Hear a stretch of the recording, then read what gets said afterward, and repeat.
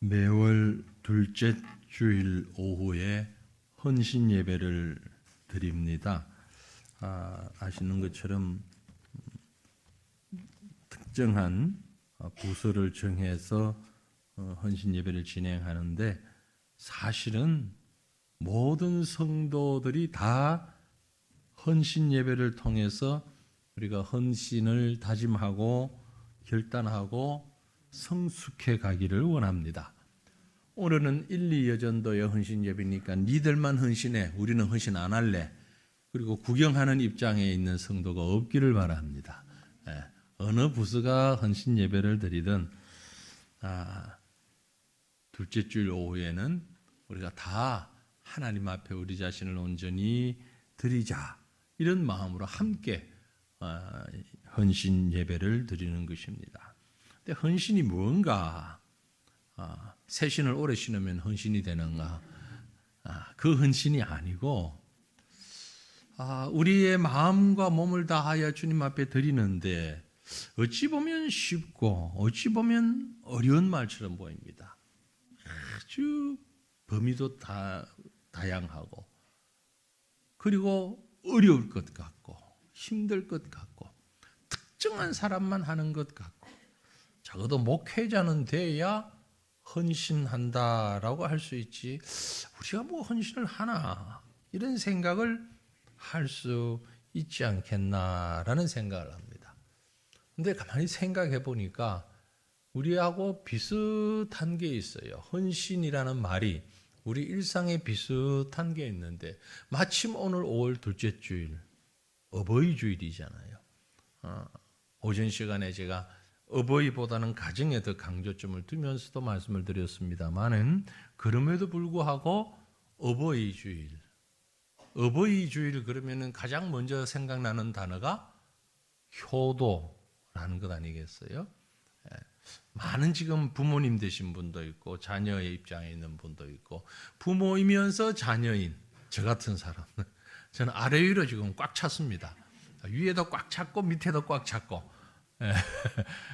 그런데 이럴 때에 부모에게 효도한다라는 말을 다른 말로 하나님과의 관계를 바꾸어 보면 그게 바로 헌신 아닌가라는 생각을 해요.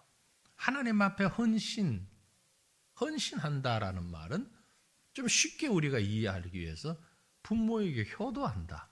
물론 다릅니다. 헌신과 효도는 다르지만, 전혀 다른 것이지만, 그나마 우리가 좀 더 이해하기 쉽게 부모에게 효도하는 것처럼, 아니 그 이상으로 할 수 있는 모든 걸 다 하는 우리의 효도는 아무리 해도 부족하지요. 이미 부모님이 계시지 않는 분들은 더욱더 그 마음이 느껴질 겁니다. 살아계실 때 좀 더 어떻게 그럴까. 저도 살아계시지만 다 못하는 것 같아요. 죄송한 얘기입니다. 어버이날도 제가 못 다녀왔습니다. 다녀오질 못했고, 그 전날 며칠 전에 갔다 왔어요.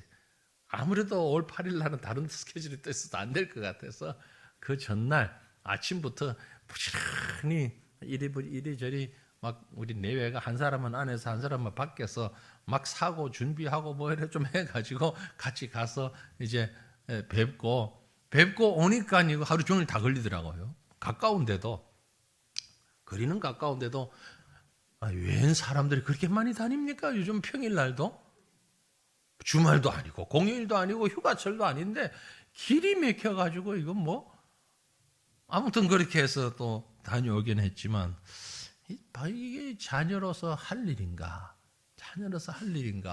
가끔 이제 그 생각이 듭니다. 요즘은 저희 이제 양친이 다 연세가 높으시니까 때마다 그런 생각이 들어요. 이번 생신이 마지막 생신 되는 거 아니야? 이번 어버이날이 마지막 어버이날 되는 것 아니야? 계속해서 그런 생각이 들면서 한 번이라도 더 뵈야지. 그런데 잘 안 돼요. 가만히 보니까 옛날 어른들이 참 지혜로운 것 같아요. 사랑은 내리사랑이다, 그런 얘기 하잖아요. 그렇죠? 자식이 뭐가 문제가 있다 그러면 얼른 쫓아갈 것 같아. 솔직한 고백이에요. 근데 부모님이 이러면 또 다른 스케줄 봐가면서 가. 그러니까 참 이게 부족하다. 헌신이 우리가 하는 헌신이 하나님 앞에 효도를 다 하면 되는데 이게 잘 안 된단 말이에요. 그래서 그럼 부모 입장에서 한번 생각해 봤어요. 부모 입장에서 가장 효도 잘하는 자식이 어떤 자식인가? 제가 지금 양쪽이니까 이렇게 자녀들을 생각하면서 어떤 놈이 효도 잘하나? 제일 잘하는 건요, 걱정 안 끼치는 자녀예요. 그죠? 어떻습니까? 여러분 어떻게 생각하시는지 모르지만 제가 볼 때는 지들이 잘 먹고 잘 살고 행복하면 돼. 그게 최고의 효도야. 네. 뭘 뭐 갖다 주고 뭘 어떻게 해주고 뭐 그것도 나쁘진 않지만 그것보다 더 좋은 건 잘 사는 거요. 잘 사는 거. 자녀로서, 그죠? 아들, 딸로서 자기 앞가림 잘 하면서 신경 안 써도 될 만큼 잘 살면 그게 최고의 효도야. 동의하십니까? 네. 아멘은 아니라도 동의는 하죠. 성경 말씀은 아니니까 굳이 아멘까지는 아닌데 동의는 충분히 될 거라고 지금 여러분의 표정을 보니까 그래, 맞아. 애나 안 먹이면 돼. 말썽 안 부리고 걱정 안 그치고 지들 잘 살면 돼. 하나님 보실 때도 그렇지 않겠나? 우리가 하나님 앞에 드릴 수 있는 최고의 헌신이 뭘까? 열심히 봉사하는 것도 좋고 봉사할 거 많아요. 너무 할 일은 많은데 그 이전에 하나님 보실 때는 하나님 자녀답게 살면 되는 거야. 하나님 자녀답게. 그죠? 하나님이 뭐 걱정하시겠습니까만은 하나님께 걱정 안 끼치고, 하나님이 전능하신 분이시니까 우리가 하는 걱정하고는 다르지요. 그러나 마음에 안타까움이 있으시겠지요. 마음에 참 부족함, 좀 그러지 말고 이렇게 좀 살지, 이런 마음이 있으시겠죠. 하나님께 그런 서운한 마음, 불안한 마음, 안타까운 마음, 그런 마음 안 드리고 흐뭇하실 마음, 하나님이 기뻐하실 마음, 우리가 뭘 잘해서가 아니고, 그죠? 우리 앞가림 잘하면서 믿음의 성도로서 하나님의 백성으로서 할 일 잘하는, 이게 최고의 헌신 아닐까, 이런 생각을 해봅니다. 그러면서 오늘 이 시간에 기왕에 우리 여전도회 헌신 예배니까 그 소재를, 그 모습을 우리 여자분들로 한번 찾아봅니다. 잘 아는 나오미와 룻. 자, 참, 우리 교회뿐만이 아니고 다른 교회들은 아주 큰 대형 교회는 예외겠지만 중소형 교회, 제가 예전에 목회를 했던 곳 이렇게 보면 참 그런 것 같아요. 시어머니와 며느리가 함께 신앙생활하기가 참 쉽지 않아요. 많지 않아요. 누가 좋고 누가 나빠서가 아니에요. 다 좋은데 물론 잘 신앙생활하는 분들도 계십니다. 근데 아주 큰 교회는 별로 어렵지 않다니까. 각각 알아서 다 묻혀 있으니까. 그런데 우리처럼 이제 중소형 교회 같은 경우는 다 드러나잖아요. 눈만 고개만 돌려도 부딪히고 만나잖아요. 이러다 보니까 시어머니하고 며느리가 좋아야 되는데 별로 안 좋아. 근데 좋아야 돼.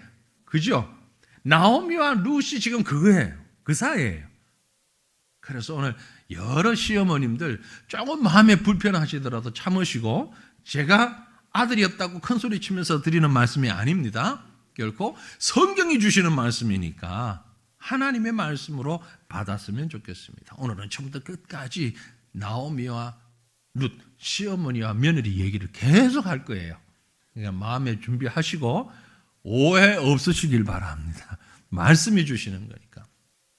제목을 두 여인의 다른 인생. 누구? 나오미와 룻, 두 여인. 시어머니와 며느리. 근데 사실은 시어머니나 며느리의 입장에서 지금 보는 건 아니에요. 고부 갈등이라든지 뭐 이런 불편함, 그건 전혀 지금 여기에 나오지 않아요. 그죠? 두 사람의 여자, 두 여인의 모습인데 같은 듯 다른, 아주 비슷한 듯 하면서 또 너무 다른 그런 관계에 있는 두 여인의 모습입니다. 두 여인의 인생이 완전히 달랐어요. 어떻게 달랐느냐? 세세하게 따지면 너무 많지만 몇 가지만 말씀을 드리면요. 먼저 이 두 여인의 인생은 선택하는 것이 달랐어요. 선택의 모습이 달랐어요. 그죠? 순간의 선택이 몇 년을 저항한다? 평생을 저항하는 거예요. TV 살 때나 냉장고 살 때는 10년을 저항할지 모르지만 사람을 선택할 때는 평생을 저항하는 거예요. 아이고 저 인간 내가 그때 제정신이 아니었지. 그때 내가 저 인간을 만나가지고 이런 마음을 가지신 분들 빨리 그 마음 버리세요. 왜? 그놈이요. 뭐 그때로 돌아가면 다른 사람 똑같아. 그거 내가 선택한 게 아니고 하나님이 선택하신 거예요. 그렇죠? 자, 그런데 나오미와 롯을 한번 보십시다. 롯. 먼저 나오미는 뭘 선택했냐면요. 남편과 함께 모압 지방에 가는 걸 선택했습니다. 그죠? 자, 본문 1절 말씀 보면 사사들이 치리하던 때에 그 땅에 흉년이 들었어요.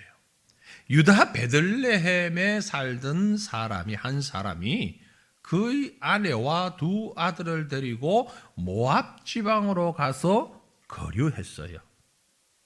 이 말씀 보면 그들은 본래 유다 사람이었습니다. 하나님 백성이었어요. 그런데 흉년 때문에 어쩔 수 없이 베들레헴에서 살다가 온 가족이 살 길을 찾아서 떠나간 곳이 어디냐? 모압이라는 땅으로 갔습니다. 모압 땅이 어떤 곳입니까? 요단강 동편에 있는 이 고원지대, 기복이 많은 고원지대로 아브라함의 조카였던 롯의 후손들이 많이 모여 살던 곳입니다. 롯이 갈 때에는 아브라함 때는 그쪽이 상당히 비옥한 땅이 맞았지만 시간이 지나가면서 땅이 비옥하냐 아니냐를 떠나서 비옥하긴 하지만 이스라엘 백성들, 하나님 백성들 입장에서 볼 때는 하나님을 제대로 섬기지 않는 이단아와 같은 사람들이 모여있는 곳이었어요. 그런 곳이었어요. 그래서 정상적이고 바른 신앙생활을 하려고 하면 그쪽에 가면 안 된다고 생각을 했어요. 자, 성경 가운데 신명기에 보면은요, 신명기 23장 3절에 이런 말씀이 있습니다. 암몬 사람과 모압 사람은 여호와의 총회에 들어오지 못하니라. 하나님 백성들, 이스라엘 백성의 그 총회, 실상은 다 그 후손들이잖아요. 그죠? 아브라함이 후손이니까 뭐 암몬이든 모압이든 다 그 후손인데 시간이 지나가면서 암몬 사람, 모압 사람들은 점차 하나님을 떠나가 버렸기 때문에 여호와의 총회에 들어오지 못하니라. 그들에게 속한 자는 10대뿐 아니라 영원히 여호와의 총회에 들어오지 못하였다. 하나님 백성이었지만 점차 시간이 지나가면서 이방 백성화 되어 버린 거예요. 그러니까 정상적으로 살던 베들레헴 유다 땅에는 아주 정통 하나님의 백성들인데 그들이 모압으로 이사를 갔다. 물론 이유는 흉년 때문에, 다른 말로 하면 먹고 살기 위해서. 그렇죠? 먹고 살기 위해서 그곳을 갔습니다. 그걸 선택했어요.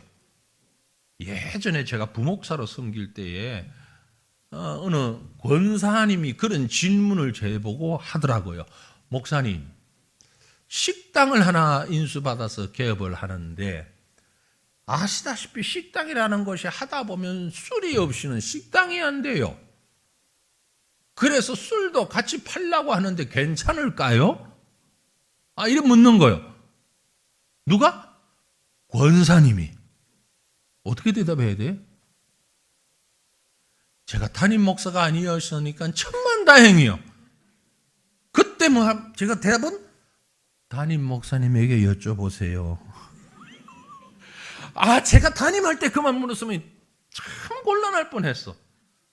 팔아라 그러면 권사님 보고 술 팔으라는 얘기고, 팔지 말라 그러면 식당 하지 말라는 얘기잖아요. 우리 교인들 그런 질문 있으면 하지 마세요. 저한테 하지 마시라고. 예. 오래전에 부목사 때니까 얼마나 다행스러웠는지. 담임 목사님 뭐라고 대답하셨는지 모르겠어. 그 이후에 내가 안 물어봤어. 예. 지금도 안 물어봐, 봐도. 물론 그분 다 기억도 없으시겠지만. 아무튼 나오미는 선택한 것이 그쪽이었어요. 육신을 따라 먹고 사는 쪽을 선택했어요. 자, 그럼 룻은 어떻게 했습니까? 남편을 따라 유다 백성이 되는 걸 선택했어요. 룻은 오히려 모압 출신이에요. 모압 사람이에요. 그 땅에서 태어났고 그 땅에서 성장한 사람입니다. 장성해서 결혼을 할 때가 되었는데 하나님의 백성인 엘리멜렉의 집안의 기련이라고 하는 남자와 결혼을 하여 유다 백성이 되었다. 어떤 이유로 어떤 과정 그건 모르겠어요. 성경이 없어요. 어쨌든 모압과 같은 이방 여인이 베들레헴에서 온 유다 백성들과 결혼을 한 거예요. 유다 백성과 결혼을 한 거예요. 사실은 오늘 본문 말씀을 1장 끝까지 제가 다 했으면 좋겠는데 시간이 많이 걸려서 읽질 않았어요. 내용도 잘 알기 때문에. 그래서 22절 보시면은요. 1장 22절 보면 뭐라고 기록되어 있습니까? 나오미가 모압 지방에서 그의 며느리 모압 여인 룻과 함께 돌아왔는데, 그렇죠? 그의 며느리 룻은 어디 여인이라고요? 모압 여인이라고 그랬잖아요. 나오미는 베들레헴 유다 사람인데 모압을 택했고, 룻은 모압 사람인데 유다 백성 되는 걸 택해서 결국 베들레헴으로 오게 된, 그죠? 같이 왔지만 제가 아주 즐겨 보는 주석 성경 주석 가운데 단권 주석으로 된 그런 주석이 있는데요. 웨런 워스비라고 하는 사람이 쓴 주석이 있어요. 그 워스비의 주석에 보니까 딱 이 부분을 가지고 뭐라고 설명을 해놨는 거니? living decision. 산 믿음의 결정이다. 살아있는 결정이다. 생동감 있는 결정이다. 그렇게 표현을 했어요. living decision이라고. 극찬을 한 거예요. 최고의 선택이었다. 이런 룻의 결정은 시상을 우리가 크게 보면 예수 그리스도를 영접하는 결정입니다. 믿음의 결정이에요. 사실 예수 그리스도의 조상의 족보에까지 들어가잖아요. 그리스도를 선택하는 거예요. 단지 이방 여인에게 주어진 결정이 아니라 정말 영적인 결정이었다는 겁니다. 우리는 인생을 살면서 이런저런 결정을 할 때가 너무 많아요. 그렇죠? 결정해야 할 때 너무 많습니다. 큰 것부터 작은 것까지 아마 지금도 여기 계신 분들 가운데 예배 드리고 갈까? 그만 갈까? 이러다가 앉아 계신 분도 계실 테고 그냥 가야 된다. 헌신 예배라고? 그래도 또 드리고 가야지. 그러고 앉아 계신 분도 계실 테고 마음에 지금 찔리겠지만 또 이곳에 안 계신 분은 또 예배 드리고 갈까? 날씨도 좋은데 그만 가지 뭐. 오전 예배 드렸는데. 그리고 간 사람도 있고 그런 결정에서부터 시작해서 그죠? 별의별 결정을 해야 하는 순간에 우리가 크고 작은 일들이 얼마나 많습니까? 오늘도 오전 예배에 빠진 분들도 많이 계신데 왜 빠졌는지는 다 모르겠어요. 근데 나름대로의 이유가 다 있지요. 다 이유가 있겠죠. 그런 이유가 있어서 예배 참석을 못했어요. 그런데 예배에 참여하지 못한 분들이 왜 못 나오게 됐는지를 나중에 물어보면 가장 많은 답이 뭘 것 같아요? 제일 많은 답, 공통적인 답. 세 글자. 뭐요? 바빴어.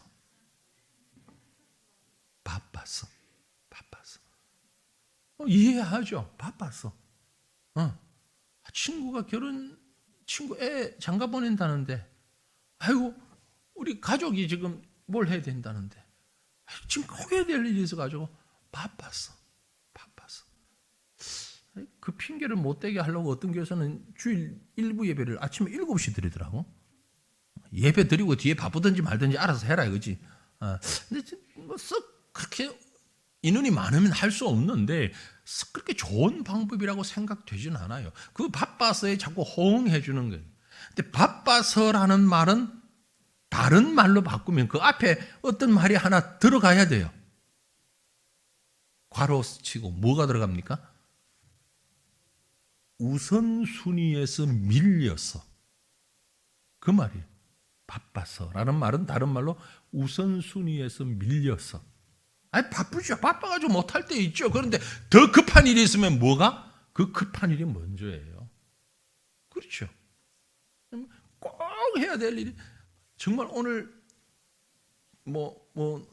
동기들 모임이 있어가지고 30년 만에 만나는 모임이에요.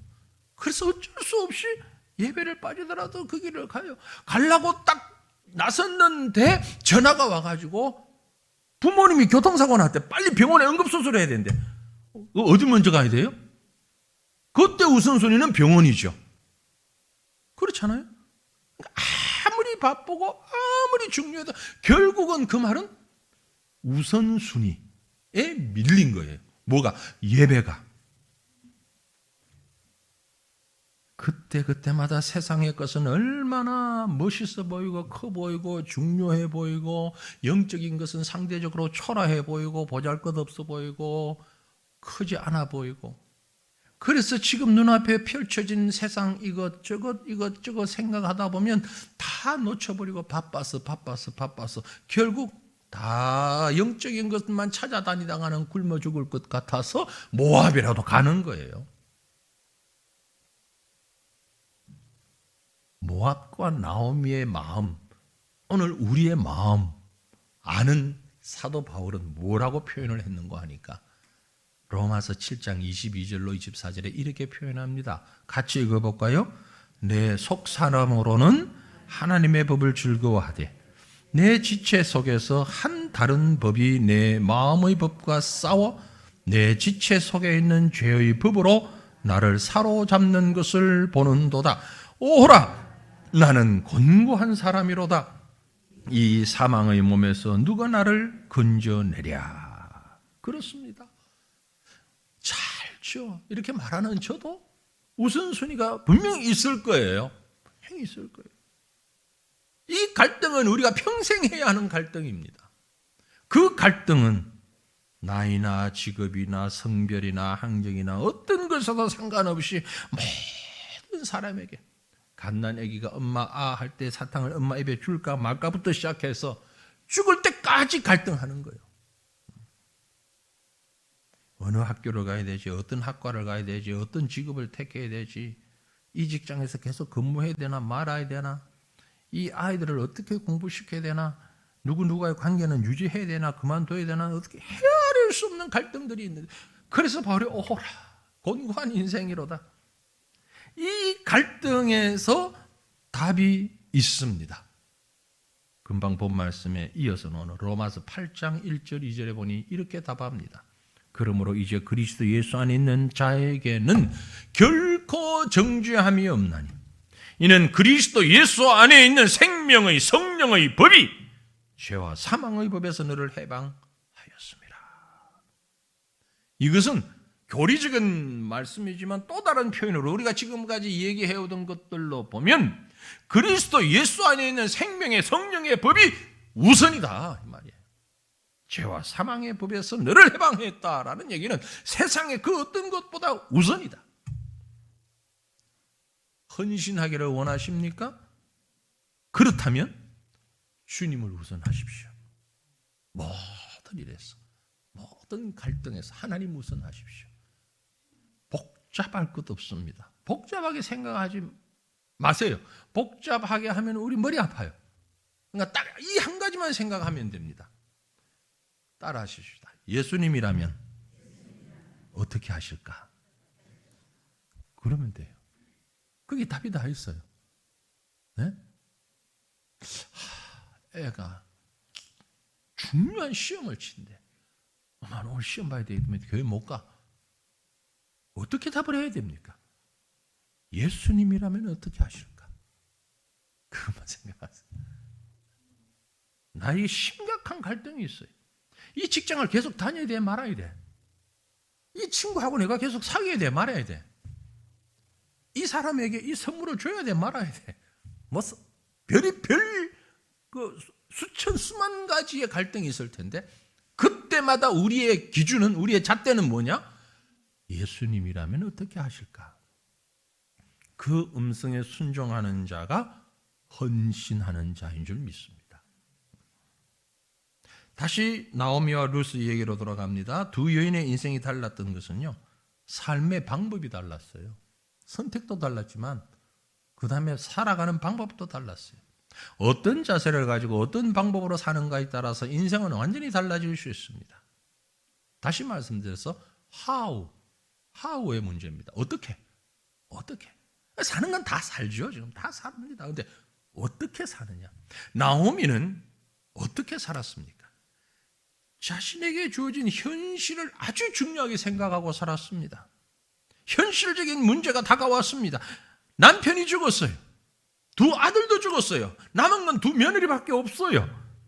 인간적인 방법에서 이 상황에서 이 문제를 해결하기 위해서는 고민하고 연구하고 밤잠을 설쳤겠죠. 간단하게 결론 내렸겠습니까? 얼마나 갈등을 많이 했겠습니까? 생각해 보세요. 베들레헴에서 모압 땅에 갔는데 거기에 가서 남편이 먼저 죽었어요. 그리고 두 아들도 차례대로 죽었어요. 그리고 남은 건 자신과 두 며느리만 남았어요. 세 과부만 지금 남은 거예요. 이 상황에서 나오미가 무슨 결정을 해야 됩니까? 어떻게 결정을 해야 됩니까? 그래서 나오미는 눈에 보이는 현실을 가지고 머리를 싸고 고민을 하다가 나름대로 결론을 내렸어요. 그래서 두 며느리를 부릅니다. 뭐라고 얘기합니까? 8절 말씀이에요. 나오미가 두 며느리에게 이르되 너희는 각기 너희 어머니의 집으로 돌아가라. 친정으로 돌아가거라. 우리 인연은 여기서 끝내자.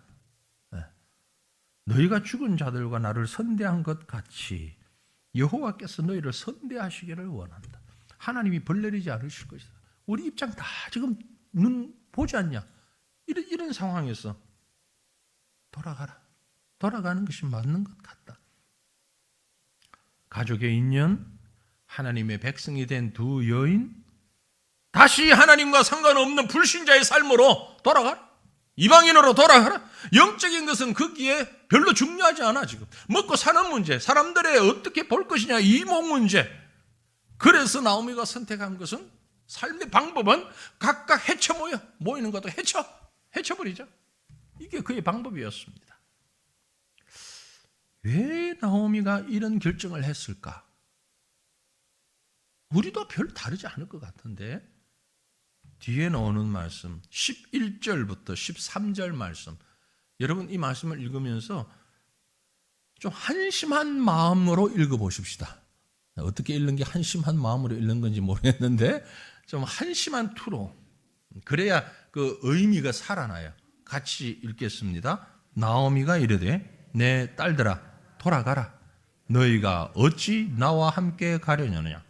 내 태중에 너희의 남편 될 아들들이 아직 있느냐? 내 딸들아 되돌아가라. 나는 늙었으니 남편을 두지 못할지라. 가령 내가 소망이 있다고 말을 한다든지 오늘 밤에 남편을 두어 아들들을 낳는다 하더라도 너희가 어찌 그들을 자라기를 기다리겠으며 어찌 남편 없이 지내겠다고 결심하겠느냐? 내 딸들아 그렇지 아니하니라. 여호와의 손이 나를 치셨으므로 나는 너희로 말미암아 더욱 마음이 아프도다. 이해가 되시죠? 자, 그때의 관습으로는 큰아들이 죽으면 그 며느리는 둘째 아들하고 결혼하면 돼요. 지금은 말도 안 되는 얘기면 그때 그들의 풍습에서는 뭐 괜찮은 당연한 얘기입니다. 셋째, 넷째 아들이 있다면 뭐 이 며느리 또 다시 결혼시키면 되겠는데 하는 말이 지금 뱃속에 애가 없어. 태중에도 애가 없어. 그래 어떻게? 그래 다 좋다 치자. 뭐 내가 지금 재혼해가지고 다른 남편 만나서 애기 가진다 치자. 그 애들 클 때까지 너희들 기다릴래? 그것도 말도 안 되잖아. 이래도 말 안 되고 저래도 말 안 되니까 우리 그만 다 찢어지자. 헤어지자. 나도 마음 아파. 참 고민하고 내린 결론이라는 건 이해는 합니다. 일정 부분 이해는 되지만 그러나 분명한 것은 극히 인간적인 생각이라는 거죠. 그죠? 당장 눈앞에 보이는 육신의 문제, 이웃과의 갈등, 다른 사람들의 이목, 세상적이고 인간적인 고민 후에 내린 결론입니다. 한편 또 다른 한 여인 룻은 그럼 어떤 결론을 내렸을까요? 똑같은 지금 상황이잖아요. 룻의 결론은 뭡니까? 이번에는 좀 기쁜 마음을 가지고 읽어봅시다. 앞에 한심한 마음 가지고 읽었죠? 룻의 결정을 기쁜 마음으로 16절, 17절 같이 읽어보십시다. 룻이 이르되 내게 어머니를 떠나며 어머니를 따르지 말고 돌아가라 강권하지 마옵소서. 어머니께서 가시는 곳에 나도 가고 어머니께서 머무시는 곳에서 나도 머물겠나이다. 어머니의 백성이 나의 백성이 되고 어머니의 하나님이 나의 하나님이 되시리니 어머니께서 죽으시는 곳에서 나도 죽어 거기 묻힐 것이라. 만일 내가 죽는 일 외에 어머니를 떠나면 여호와께서 내게 벌을 내리시고 더 내리시기를 원하나이다. 여러분 며느리 가운데 이런 며느리 있습니까? 있어요, 없어요? 며느리 되신 분, 여러분의 시어머님 앞에 이렇게 고백할 수 있어요, 없어요? 나오미와 룻의 결정은 둘 다 똑같은 상황에서 심각한 고민 끝에 내린 결정인데 그 삶의 방법이에요. 어떻게 헤쳐나갈 것인가? 나오미는 인간적인 방법을 택했습니다. 세상의 여러 가지 이목을 생각했어요. 룻은 영적인 방법을 택했어요.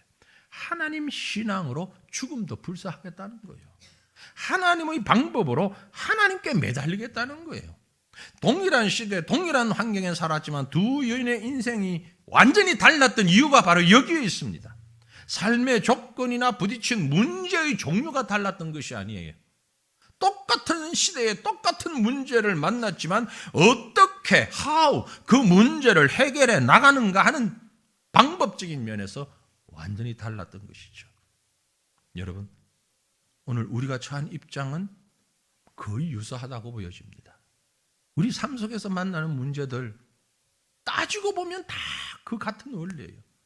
물질의 소유가 많고 적거나 학식의 소유가 좀 많고 적거나 건강이나 성격이나 차이가 조금씩은 있겠지만 실상 좀 넓게 바라보면 별 차이가 없어요. 별 차이 없어요. 아직 가졌다고 해서 얼마나 가졌고 없다고 해서 얼마나 없겠습니까? 에? 사람의 눈에 보이는 게 대단해 보이지만 하나님 입장에서 볼 때는 똑같아요. 똑같다고요. 중요한 것은 부딪힌 그 문제를 어떤 방법으로 해결해 나가는가라는 거죠.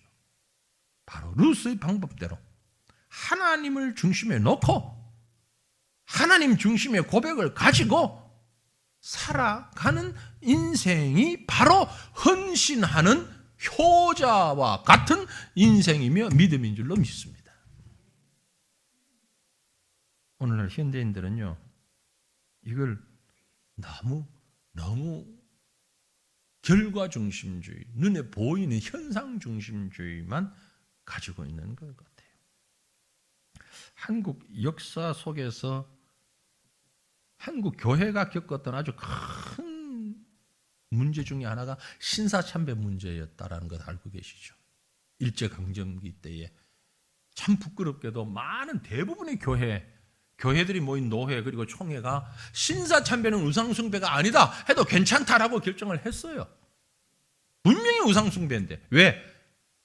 일제강점기에 그 압력에 눌려가지고 교회가 그 결정을 했어요. 그런데 여러분, 우리라고 달랐을 것 같습니까?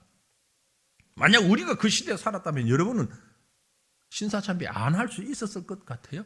지금이야 다 그래 믿음을 지키고 내가 죽으면 죽으리라 그러지만 실제 딱 대봐 죽으면 죽으리라 하는지 대부분. 그래서 여러분, 신사참배한 사람들 손가락질 하지 마세요. 손가락질 할 만한 자격이 우리에게는 없다고 생각해요. 저는 그 사람들이 잘했다는 거 아닙니다. 분명히 잘못했어요. 그러나 손가락질은 하지 말자. 왜? 나도 동일한 잘못을 얼마든지 범할 수 있다. 제가 이 신학교를 처음 들어간 게 고신에 들어갔잖아요. 고신이 그 자부심 하나 가지고 지금까지 버티고 있는 거거든요. 우리 선배들은 신사참배 반대했다. 절대 안 했다. 그게 오히려 지금 독이 되는 경우가 많아요. 우리는 확실하다. 나는 올바르다. 그럼 니들 다 틀렸다잖아요. 다른 사람 다 틀렸다잖아요. 사실 그 상황에서 그렇게 지켜낼 수 있는 사람, 우리가 다 주기철 목사님 아니잖아요. 에? 다 주기철 목사님 같은 신앙 다 가졌습니까? 아니라고. 99%는 아니란 말이에요. 이게 너무 손가락질을 할 건 아닌데 그들도 그들 나름대로의 이유가 있었을 거예요. 분명히. 그리고 그 교회 역사를 찾아보면은요, 총회나 노예할 때 회의록을 보면 분명히 그 다 기록이 있습니다. 우리가 이걸 하고 싶어서 하는 게 아니라 이렇게 했으라도 교회를 지켜야 되지 않냐. 이렇게 하지 않으면 교회가 없어지는데 교회를 지키기 위해서는 우리가 이 방법밖에 없다. 그것도 설득력이 있었어요, 그때. 그죠? 교회를 살리고 그래도 예배는 드려야지. 우리 예배도 못 드리고 교회를 없으시면 무슨 소용이 있냐. 지금 우리 선교계도요, 똑같은 문제를 가지고 얘기하고 있습니다. 이슬람 선교에 인사이드 무브먼트라고 하는 새로운 새로운 건 좀 오래됐죠. 그 운동들이 있어요. 내부자 운동이라고 하는.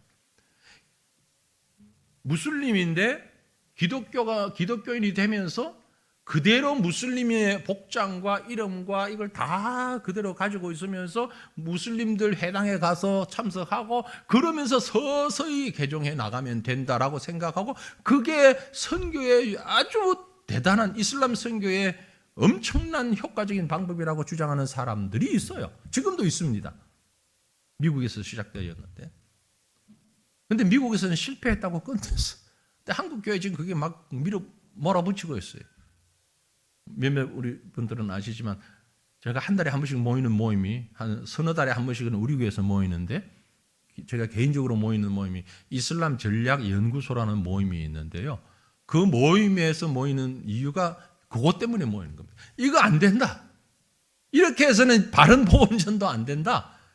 제대로 처음부터 성경 가르치고 처음부터 예수 고백하게 하고 처음부터 이름 바꾸고 처음부터 나는 기독교인이라고 커밍아웃하고 나 개종했다. 그리고 소리치고 나와야 된다. 그러기 위해서 우리가 뭘 이론적으로 준비해 줘야 되느냐. 그래서 꾸란과 성경을 비교하면서 교재를 만들고 막 이런 작업들을 지금 이슬람 전략 연구소라는 작은 모임에서 한 6명, 7명 요 정도 모입니다. 한 서너 달에 한 번씩 우리 교회에서도 모이는데요. 그 작업을 지금 하고 있는 거예요.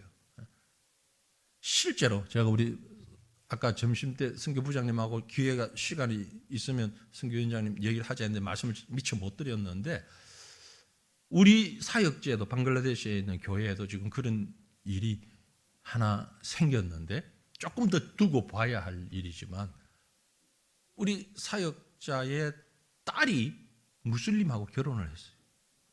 무슬림하고 결혼해가지고 그 집에 가버렸어요. 지금 심각한 문제가 생겼거든요.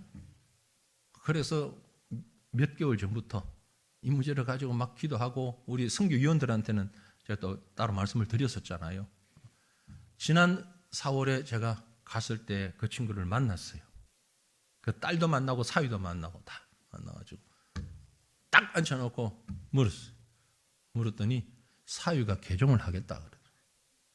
너 정말 개종할 거야? 하겠대. 그래. 그러면은 이 나라의 법대로 변호사에게 가가지고 법정에서 이름 바꾸고 그 이름 개종하면 이름 바꿔야 됩니다. 무슬림 이름, 기독교인 이름이 다르거든요. 이름 바꾸고 그 바꾼 증명을 나한테 보여달라. 엊그저께 도착했어요. 사진을 찍어서 봤어요. 그 무하마드 뭐뭐뭐라는 이름을 가지고 있었는데 며칠 전에 웃길이라고 그래요. 판사 법정에 가가지고 이름을 조나톤 몬돌 그렇게 기독교 이름으로 바꾼 서류를 사진을 다 찍어서 보냈더라고. 바꿨습니다. 이렇게 앞으로 어떻게 될지는 이제 모르겠어요. 성도님들이 기도를 많이 해주셔야 되는데 바꾸려 되면 확실하게 바꿔요. 이름부터 바꾸고 복장도 바꾸고 말도 바꾸고 기독교인 되어야 되는 거지. 뭐 대충 이것도 아니고 저것도 아니고 중간에 어중중하게 겉으로는 이 모습 가지고 속으로는 이 모습 가지고. 그게 나오미의 방법이에요. 룻의 방법은 어머니의 하나님이 나의 하나님. 어머니가 죽으시는 곳에 나도 죽겠습니다. 이게 바른 복음이에요. 바른 복음이에요. 마태복음 24장에 보면 네가 작은 일에 충성하였음에 큰 일을 맡기겠다. 달란트 비유에서 얘기했잖아요. 숨겨놓고 조용히 있었던 종을 향해서는 이 악하고 게으른 종아라고 했어요. 숨길 게 아니에요. 하나님으로부터 받은 것은 하나님의 방법으로 사용해야 되는 거예요. 내어놓아야 되는 거예요. 그게 헌신이라는 겁니다. 기억하십시오. 예수님이라면 어떻게 하실까? 예수님이라면 어떻게 하실까? 마지막으로 두 여인 나오미와 룻은요, 선택이 달랐고 방법이 달랐는데 왜 그럴 수밖에 없었느냐면은 세 번째로 환경을, 주어진 환경을 바라보는 시각이 달랐어요. 사실은 이 둘 다 수월치만은 않은 인생을 살았습니다. 그죠? 남편이 일찍 다 죽었어요. 나오미도 룻도. 오늘날과 전혀 다른 상황입니다. 요즘은 뭐 남편 없이도 살 수 있어요. 얼마든지 살 수 있어요. 그러나 당시는 그건 곧 엄청난 생존의 문제입니다. 죽느냐 자느냐의 문제예요. 이 고달픈 인생을 살아가는 두 여인에게 있어서 나오미는 그 상황을 어떻게 받아들였느냐, 주어진 환경을 어떤 시각으로 봤느냐. 13절 말씀입니다. 13절 같이 읽어봅시다. 너희가 어찌 그들이 자라기를 기다리겠으며 어찌 남편 없이 지내겠다고 결심하겠느냐. 내 딸들아, 그렇지 아니하니라. 여호와의 손이 나를 치셨으므로 나는 너희로 말미암아 더욱 마음이 아프도다. 아까 읽었던 말씀인데요.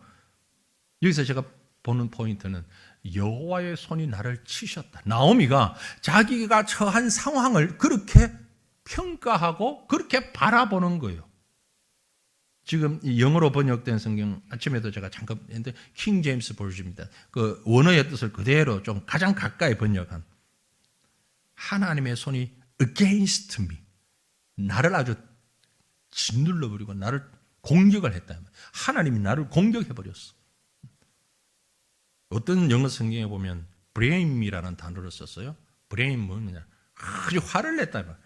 화를 내는데 얼굴이 벌게 붉은 얼굴로. 제가 이러더니 여러분은 아무도 모르지만 우리 선교사님도 다른 교회 설교하러 가가지고 안 계시네. 그러니까 아무도 모르는데 방글라 성경에 이걸 어떻게 번역했냐면요, 방글라어로. 이 방글라라고 여러분 무시하지 마세요. 어떨 때는 한국어보다 훨씬 더 원어에 가깝게 번역되어 있는 데가 많아요.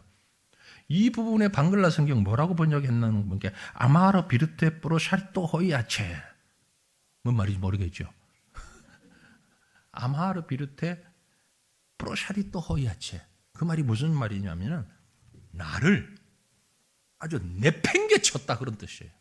그 방글라의 뜻은. 이게 원어에 훨씬 가까워요. 우리말에는 여호와의 손이 나를 치셨다, 한 대 딱 때린 걸로만 생각이 되는데 그게 아니고 원문의 뜻은 방글라의 번역처럼 하나님이 나를 붙잡고 있다가 완전 패대기 쳤다, 이 말이. 패대기 쳤다 말이 이해가 됩니까? 확 흩어 뿌려버렸다. 훨씬 더 가까운 번역을 했어요.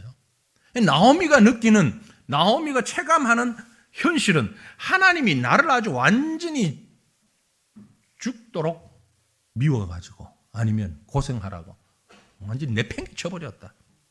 아주 불쾌한 마음을 가지고 있어요. 그래서 나오미가 그 불편한 감정을 가지고 베들레헴에 돌아가셔서도 뭐라고 얘기를 했는가 하니까 19절 21절입니다. 19절에서 21절. 이에 그 두 사람이 베들레헴까지 갔는데, 나오미와 룻이 어쨌든 베들레헴 갔는데, 베들레헴에 가니까 온 성읍의 사람들이 나와서 이게 누구냐, 나오미 아니냐 떠들어갑니다. 떠들며 이르기를 이가 나오미가 아니냐. 그러니까 20절 보세요. 나오미가 그들에게, 그 나온 동네 사람들에게, 옛 친구들에게 말하기를 이제는 나를 나오미라고 부르지 마라. 나를 뭐로 불러라? 마라라고 부르라. 마라가 무슨 뜻이냐? 전능자가 하나님이 나를 심히 괴롭혔다. 자신에게 주어진 삶이 나 하나님한테 한 방 오지게 맞았어.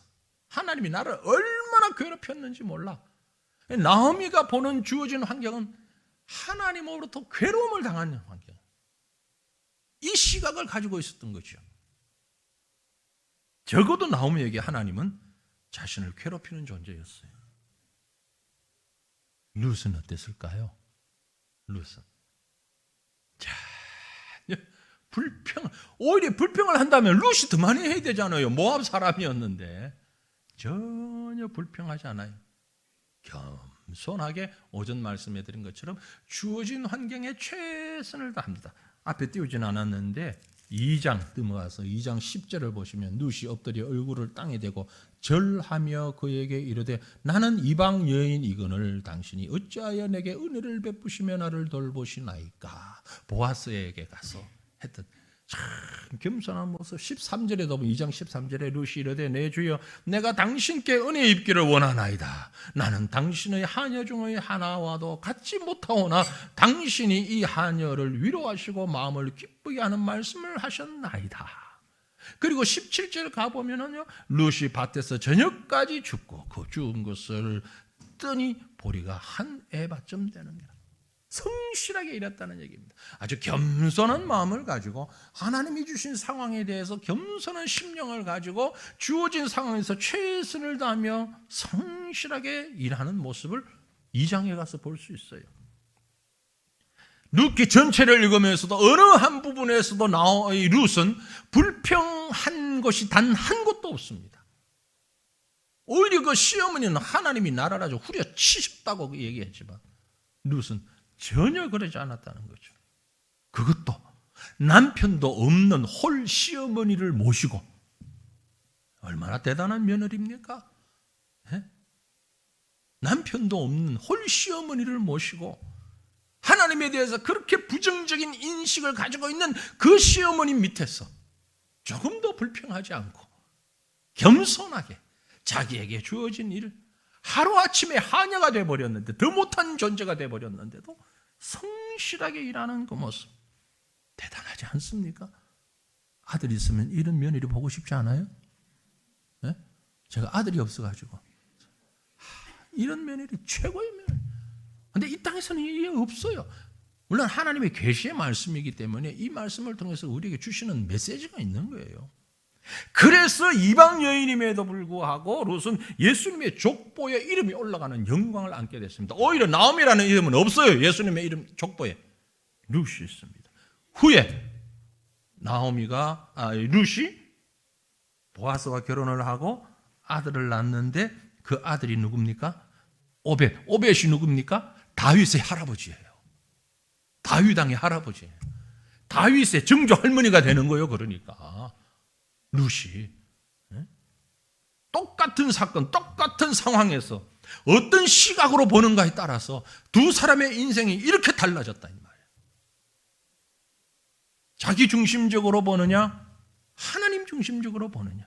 룻이라고 왜 힘이 안 들었겠습니까? 왜 도망치고 싶은 생각이 왜 없었겠습니까? 하지만 신앙의 눈으로 그 상황을 볼 때에 넉넉히 견딜 만한 힘도 있었고 이유도 있었고 믿음도 있었던 것입니다. 그래서 어머니의 하나님이 나의 하나님입니다. 헌신은 바로 이것입니다. 하나님을 바로 보고 하나님이 하신 일을 바로 보고 오늘 내게 주어진 상황에서 하나님이 주신 현실에서 내가 할 수 있는 최선을 다하는 것.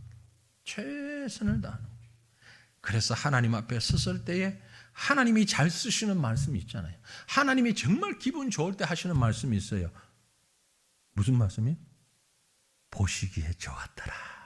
하나님이 기분 좋을 때 하는 말씀이에요. 이게 일주일에 7번도 했어요. 보시기에 좋았더라. 한 번만 정말 기분 좋을 때 하시는 말씀. 하나님 보시기에 룻이 얼마나 하나님 보시기에 좋았을까. 부모에게 부모의 마음을 알아주는 자식이 최고의 효자인 것처럼 하나님 앞에서는 하나님 보시기에 좋은, 하나님을 기쁘시게 하는 성도가 최고의 헌신된 성도인 줄로 믿습니다. 이렇게 하나님이 기뻐하시는 인생을 살아가는 지혜로운 믿음의 여인 되는 우리 1, 2 여전도의 회원들, 우리 모든 성도들 되시기를 주님 이름으로 축원합니다.